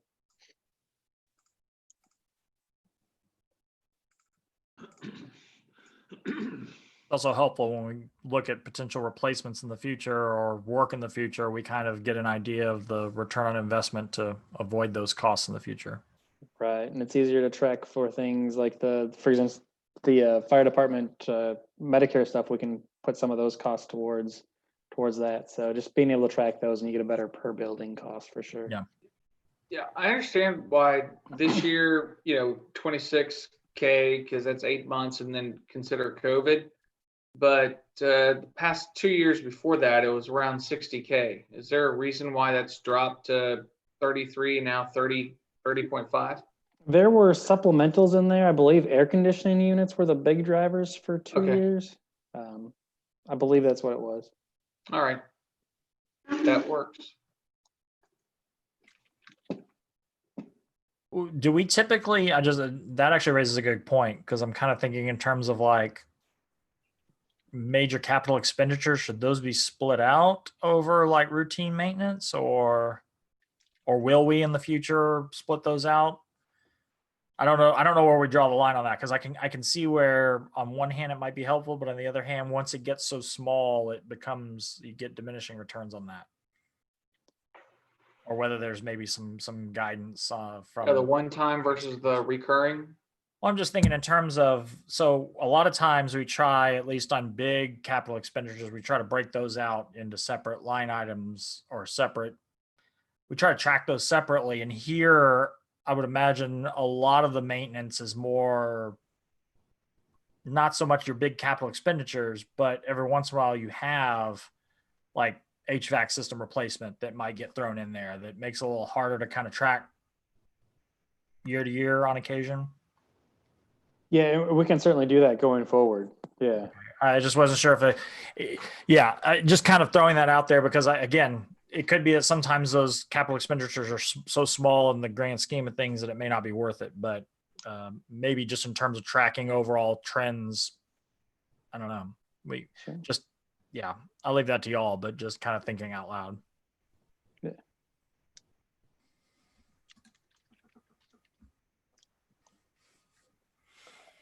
Anything else on this page? Austin, why is there an interfund activity entry in this department? I don't understand. For the vehicle replacement schedule?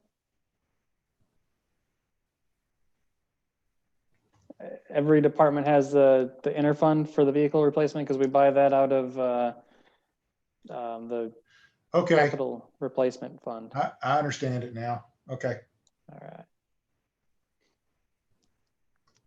So then keep going. Page 37. We're reallocating this line item out a little bit more as well. Also, it's changing the category also. So overall, this department has quite a few more lines, but the overall increase is only just over $3,000.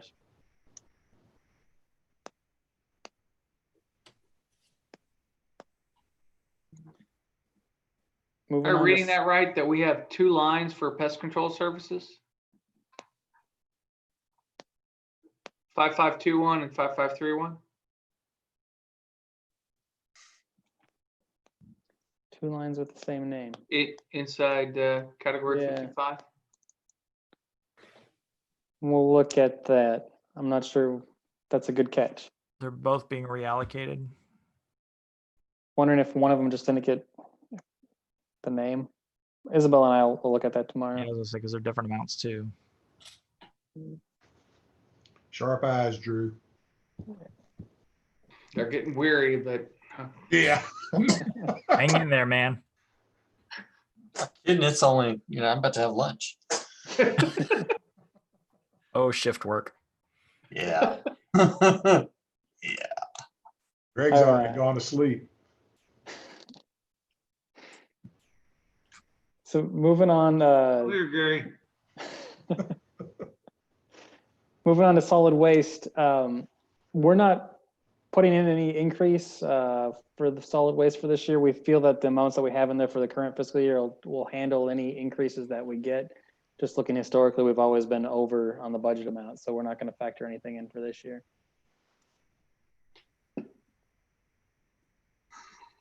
Fleet services.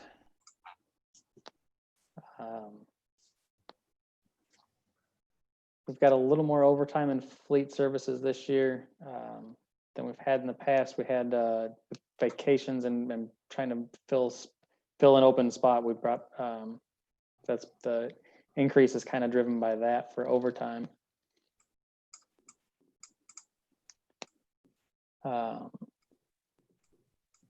Going down for tools and equipment, 2 additional lifts for the vehicles. Base budget there was 1,900. We had it last year. We bought 4 for big fire trucks, but right now they're requesting 2 more, so they can be working on a small vehicle. Somebody can be doing routine oil maintenance changes on a small vehicle while another person's working on the fire trucks. We're seeing a decrease in the outsourced auto repair, so that's dropping 10,000. And then the vehicle equipment or vehicle replacement schedule again, as we've seen in the other departments, the increase there. Overall, we're down fairly good, 44,000 almost in fleet services, Excellent. mainly due to the supplementals from last year, the one times.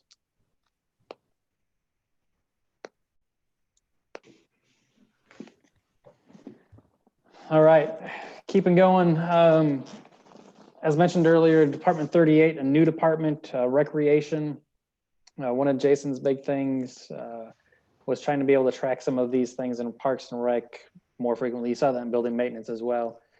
So he's recommending to do a recreation department and a parks department. So recreation would have the pool, lifeguards, all those types of things. So that's what this department would be focused on, and that's where you see all things. You see the breakdown of all the events and everything. Do you have a different department head for each one? No, it's still right now. It's still just the interim guy, but we'll have just one department head for Parks and Recreation. So when you get the permanent person, are you going to allocate his salary, both split it basically, or what? You still have Isabel? personnel that are specifically recreation, even if it's not a department head.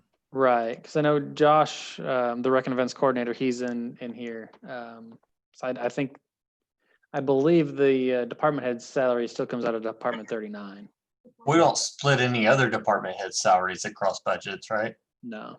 Although parks and building maintenance, was that previously split? Yes. Because Jason used to do both, right? Yeah, Jason Yeah. did both, but Jason's salary always came out of parks. Oh, okay. Okay.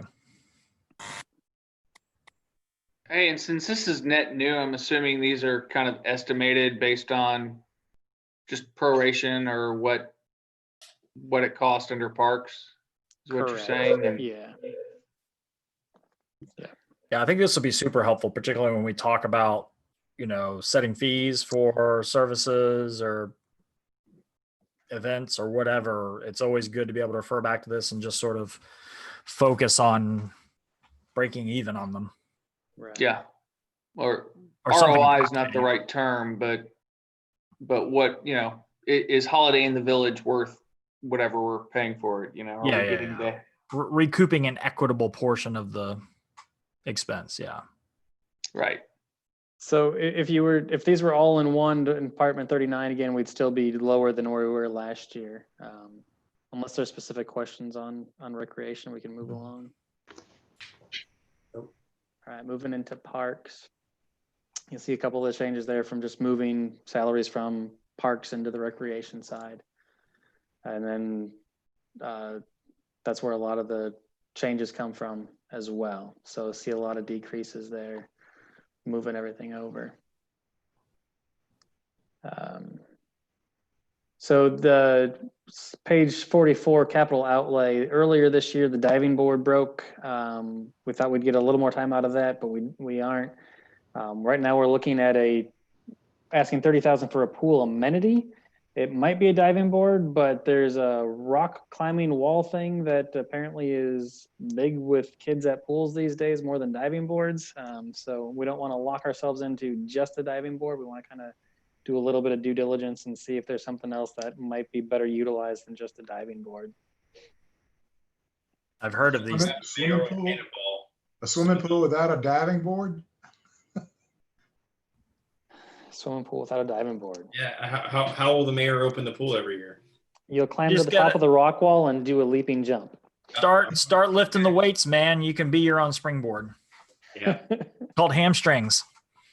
But I don't know what the rock wall would do, but without a diving board, would that have a significant decrease in liability insurance for the swimming pool?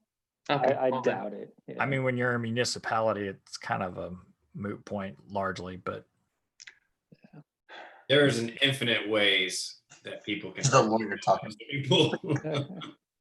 Texas Tort Claims Act, man. Read up on it. The swim clubs don't have competition with diving? Nope, not the JV Stars. That's a great idea, though. And if they're doing dive competitions on that thing, Yeah. no. I will say that on my recent trip, we went through Gainesville and stopped at their park and ate lunch, and their pool there had one of the rock wall climbing things, and there was a line of kids both days we were there. So They it are seems like it's super popular. It looked pretty cool, but we didn't have Benefit- time to actually try it out. Benefit to Zoom meetings. I'm looking at these things. This is interesting. Go to any Boy Scout camps that have been built out in the last 15 years. No diving board. Yes, rock wall. This is new to me. I got to look at this. It kind of leans towards the pool. Yeah, it's really cool. Yeah, it just slightly, but it's enough to kind of make sure they fall into the pool. It's pretty awesome. There's one on these that's more than a rock wall. It's like a lattice, and it goes up several feet, Oh, Like wow. That's pretty cool. 20 or 30. It's like that moment you first discovered what a splash pad is. Yeah. There you That's go. awesome. Your world's been expanded. You know, Chief Bitts, the last fire department pool party, I think I made the decision not to go off the diving board. I'm kind of glad I did that. It Yeah, probably would might have have broke broken on you on me. it.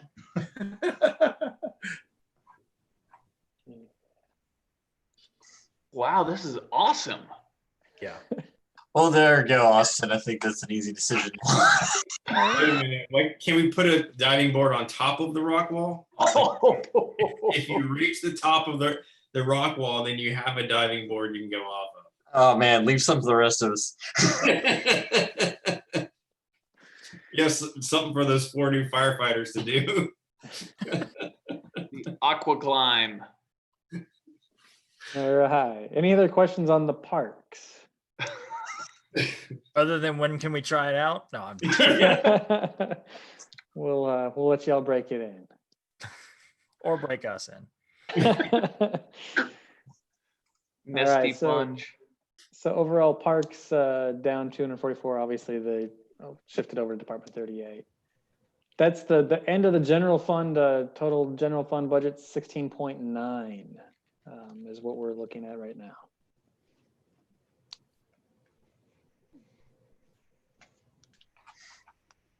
You remind me again what the difference is largely on the land purchase, right? Capital improvements, we budgeted for the city hall and then some of the larger flood mitigation stuff, the E-127, that type of stuff. So yeah, a If we lot of pull it's the. out- If we pull out the capital improvements, kind of just looking at the operating, like the recurring expenses, do we kind of have a sense of the, It's past my bedtime and my mind is a little fuzzy at the moment. that's all right. but we It do can, that, man. if at some point tomorrow, if you can just kind of give us a ballpark figure of like on the recurring side, Yeah, what the change is. Yeah, it's always good to know what we're adding on. Yeah, in terms of like commitments. Yep. Long-term commitments. Yeah. Well, I think getting to the end of the general fund, maybe we should call it a night, That's a good breaking point. stopping point. Yeah. We'll get into the utility fund tomorrow and other items from there. Let's see, tomorrow. You start at 5:30 again? Let's see, tomorrow, 6 o'clock. 6. Crime Control Prevention District, and then we'll continue on with the regular budget and go from there. All right, great work, everybody. Anybody have any questions, comments, concerns? All right, see everybody tomorrow, 6 o'clock. Excellent work, thanks. We're adjourning. Yeah, we are adjourning. This meeting's adjourned.